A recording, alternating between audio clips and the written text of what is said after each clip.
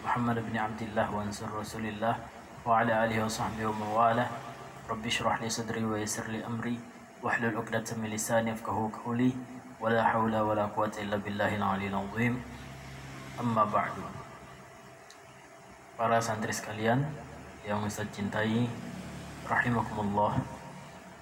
Ustaz harapkan kalian selalu dalam keadaan sehat dan juga tetap semangat dalam menuntut ilmu. Alhamdulillah, pada hari ini kita dapat melanjutkan ataupun dapat memulai pembelajaran kita, yaitu mata pelajaran fikih, yang mana insyaallah kita hari ini akan membahas tentang bab thaharah ataupun bab bersuci.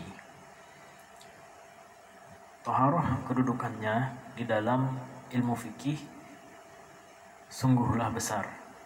Karena sebelum kita memulai daripada ibadah, itu pasti akan dimulai dengan yang namanya thaharah. Dan ini akan saling berkaitan dan erat sekali kaitannya dengan diterima atau tidaknya suatu ibadah. Nah, maka bersuci ini sangatlah penting untuk dipelajari dan difahami. Para santri sekalian, Allah Subhanahu wa taala berfirman dalam Al-Qur'an, "Innallaha yuhibbut tawwabin wa yuhibbul mutatahhirin." Sesungguhnya Allah Subhanahu wa taala mencintai, menyenangi orang-orang yang bertaubat dan orang-orang yang mensucikan dirinya. Dan di dalam ayat lain pun Allah Subhanahu wa taala berfirman, "Wa thiyabaka fatahhir." Dan pakaian kalian, pakaianmu bersihkanlah, kata Allah. Dan juga Nabi sallallahu alaihi wasallam bersabda, "At-tuhru syatrul iman." Kebersihan itu sebagian daripada iman. Nah, para santri sekalian, kalau kita lihat di dalam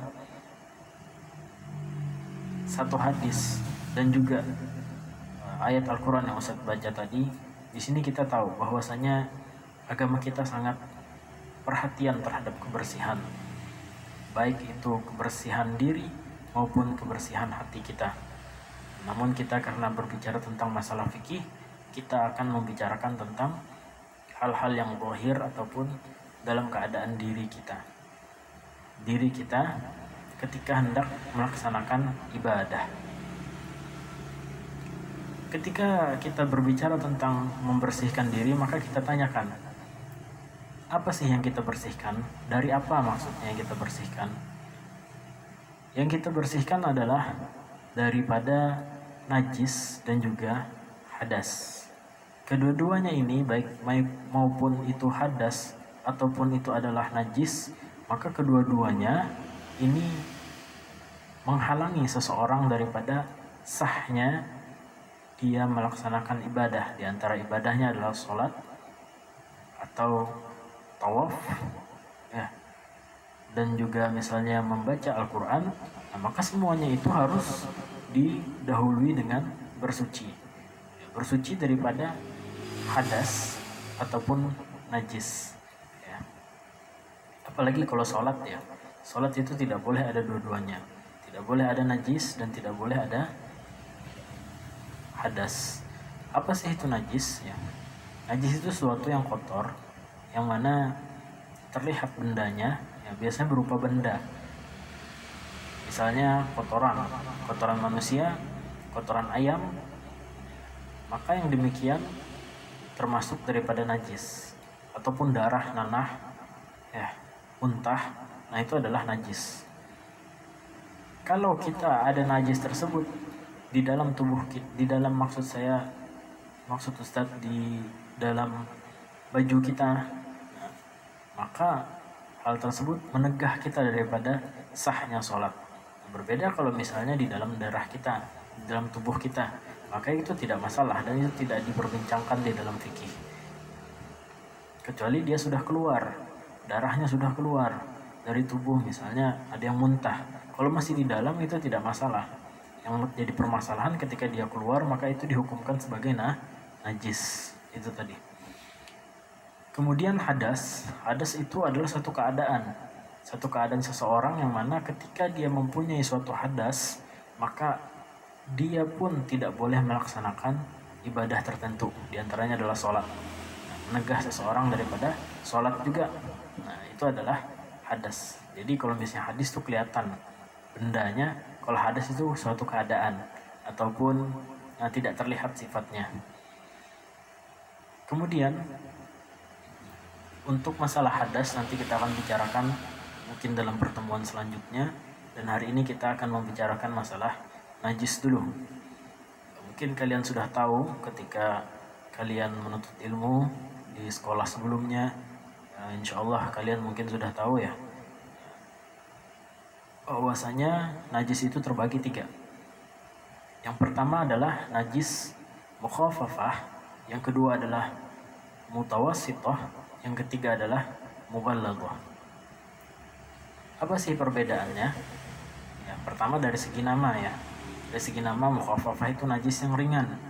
Kemudian mutawassithah adalah najis yang sedang. Dan yang ketiga adalah mughalladah, adalah najis yang berat.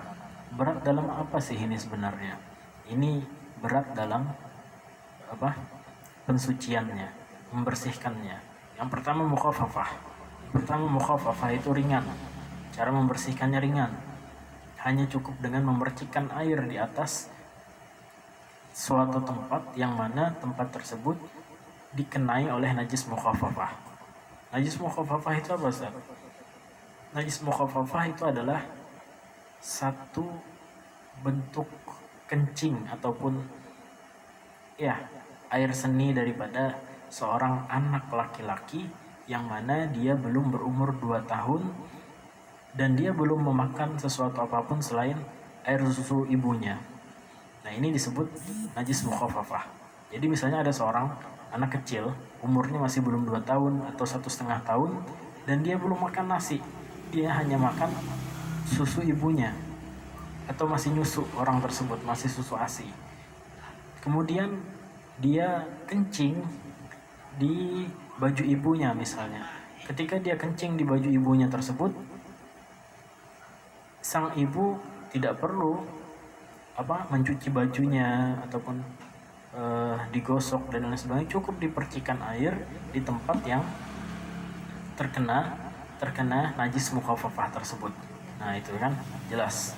Jadi yang pertama adalah najis mukhafafah, merupakan bentuknya adalah najis ataupun air kencing seorang anak laki-laki ya, bukan anak perempuan. Kalau anak perempuan tidak ada najis mukhafafah, mutawassithah nanti kenanya, yang mana anak tersebut belum makan selain daripada air susu ibunya dan umurnya di bawah 2 tahun.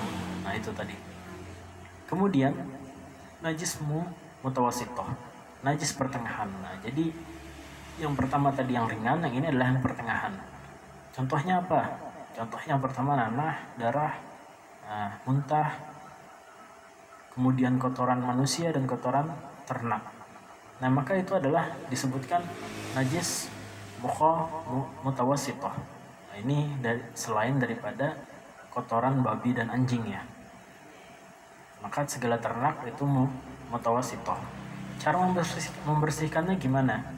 Cara membersihkannya adalah kalian buang, apabila ada najisnya tinggal kalian buang najis tersebut, kemudian kalian basuh ya, dibersihkan, dihilangkan sampai bau, rasa, warnanya hilang. Nah, tersebut. Kalau masih ada baunya, maka bersihkan lagi. Nah, ini agak berat sedikit daripada tadi sekedar memercikan. Kalau mau mukhafafah tinggal memercikan, kalau ini dibersihkan sampai tidak ada bau, rasa, dan warnanya. Kemudian untuk mutawassithah tadi itu terbagi 2. Ada yang namanya hukmiyah, ada yang kedua adalah ainiyah. Hukmiyah sama ainiyah. Kalau hukmiyah itu nggak kelihatan lagi najisnya. Contohnya gimana? Contohnya misalnya ada seorang anak kecil yang kencing di baju misalnya ya, di baju. Kemudian ternyata kencing tersebut sudah nggak kelihatan lagi. nggak ada bendanya lagi. Kenapa? Karena mungkin sudah kering, ya, terkena sinar matahari ataupun terkena angin.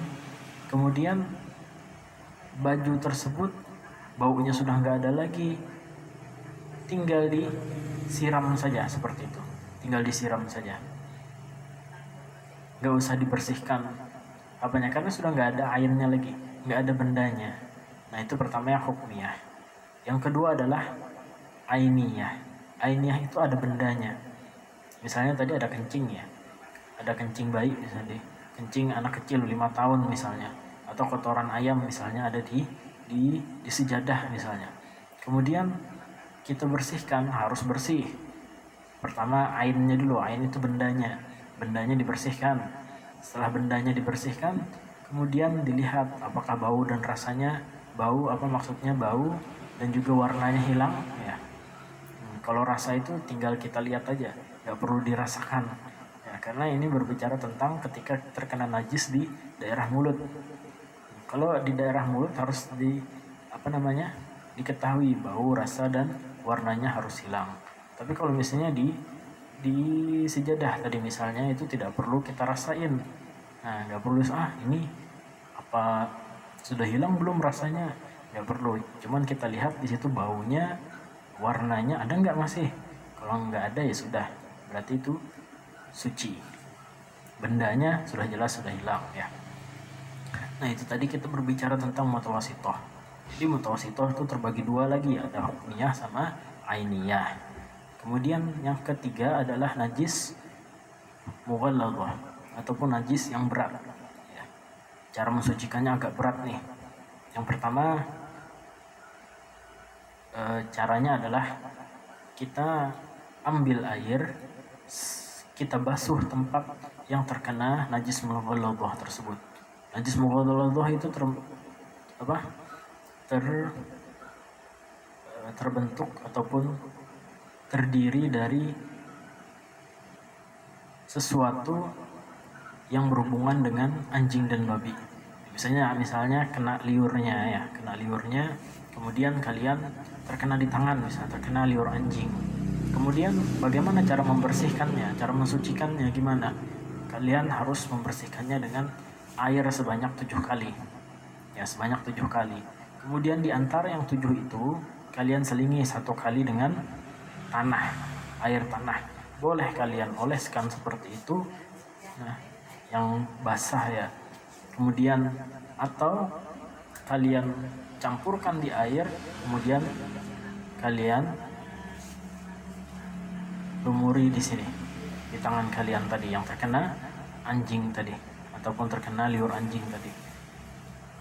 Misalnya yang pertama pakai air biasa, yang kedua pakai air tanah, pakai yang sudah dicampur sama tanah, yang ketiga pakai air biasa sampai 7 kali. Nah, maka itu adalah suci setelah itu. Nah, jadi najis terbagi 3. Yang pertama mukhaffafah,